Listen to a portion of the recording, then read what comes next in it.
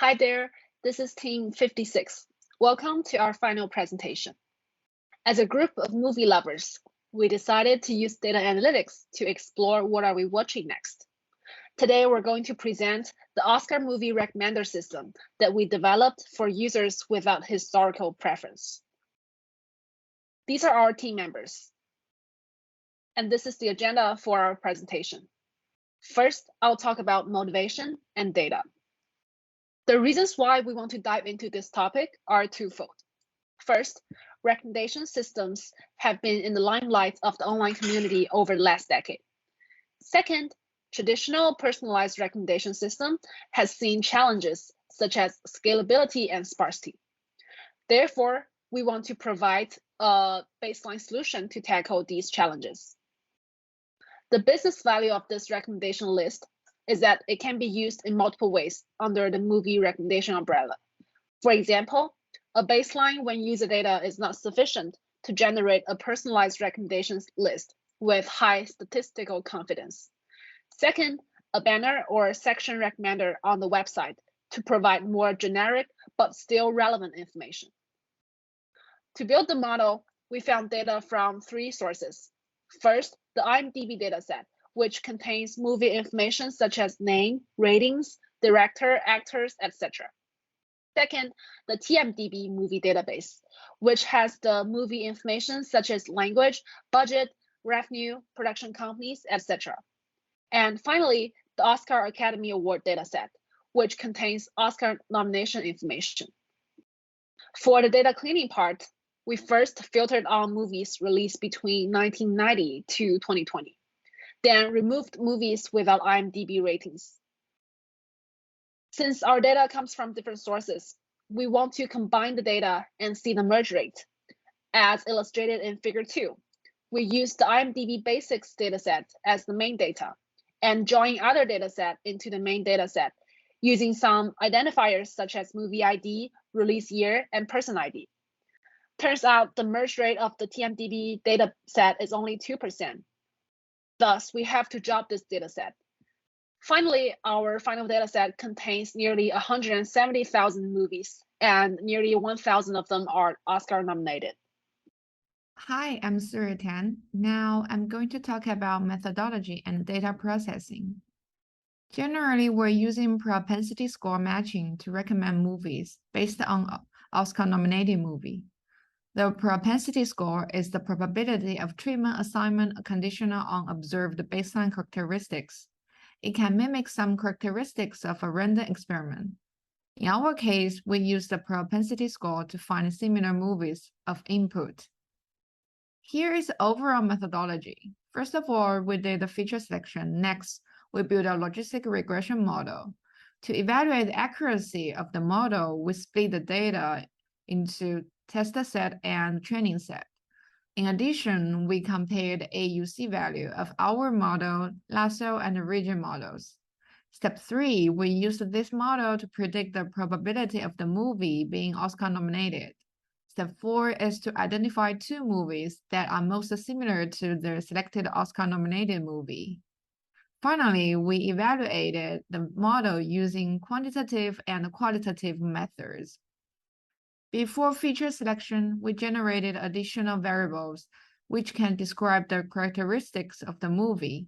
We generated director, movie, and region related variables. Here is a glance of the summary statistics of the data without feature selection.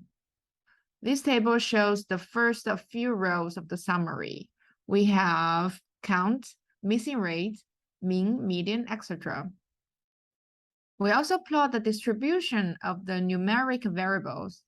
Based on the distribution, we did some data transformation. We dropped redundant variables and input 0 to the missing data of 3 director-related variables. Next, we group runtime and regions. Lastly, we log transform movie votes and the number of movies that the director filmed. Hello everyone, my name is Wen Kai-shi. In this session, I'm going to go over the feature selection and the model comparison. Since we are using logistic model for the prediction, the assumption of the linear model is the independence of observations. We use the Pearson correlation to test the independence. From the correlation output, we show the correlation with more than 0.4. First, we can see the correlation between average rating and director average rating max is 0.9, and it means that these variables are highly correlated. We remove the director average rating max. Second, the number of 5 and 5 more regions is highly correlated with number of votes as 0.7 and top region DE as 0.6, so we remove it. Also, the correlation of director film Oscar variable and dependent variable is 0.5, which is high too, and we take out the director film Oscar. The rest of the variables will be proceed to the regression models. In the model comparison, we use rich lasso logistic regression with 80% train data and 20% test data. The standard of the model comparison, we use AUC score as the indicator. From the AUC table, we can see the lasso and logistic model have similar AUC score and better than rich regression. Logistic regression has the highest AUC score. However, lasso regression pushed 16 weaker variables to 0. Comparing to the logistic regression, lasso regression did not sacrifice the AUC score a lot, only by 0.008. From the coefficient output, average rating, number of votes, they have similar coefficients in the lasso and logistic regression. The output also indicate these two variables and movie genes are strong predictors. Hello, this is Yue, and I'm going to cover the evaluation section of this presentation. We use the predicted probability of being Oscar nominated from the logistic regression model as the propensity score.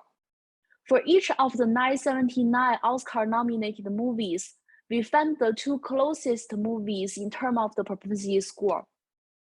We generate two lists, one by allowing the same non-nominated movie being selected multiple times, and one by allowing only them to be selected once. The figure on the right shows the distribution between the matched and the unmatched groups.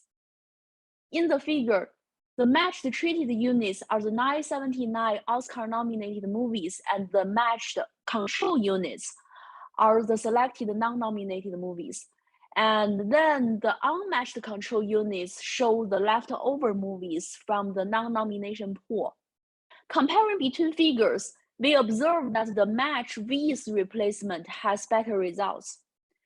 Because the without replacement method can only select whatever being left after the previous selection, at the end of the day, it effectively only works as a filter to filter out movies with very, very low propensity score.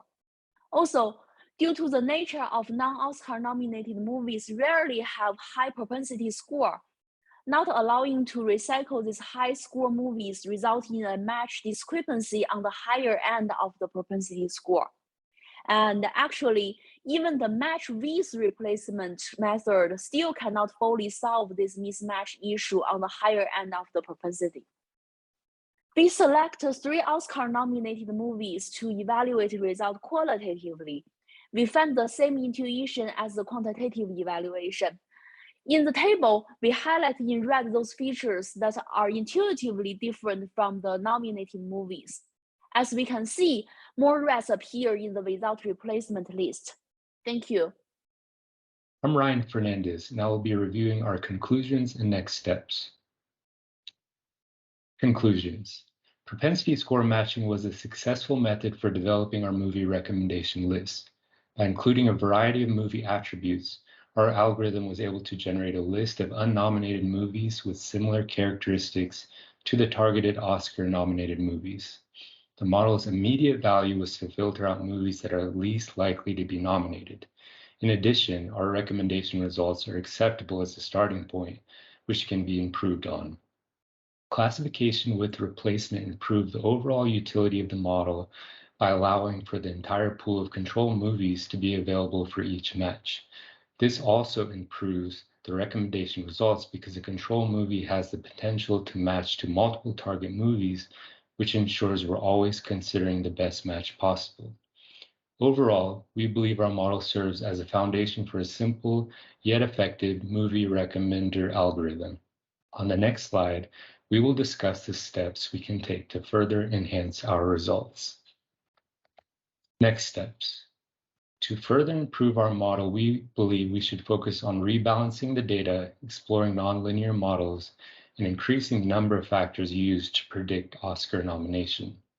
Since being Oscar nominated is a very rare outcome, rebalancing the data used in constructing the propensity score will help achieve better results.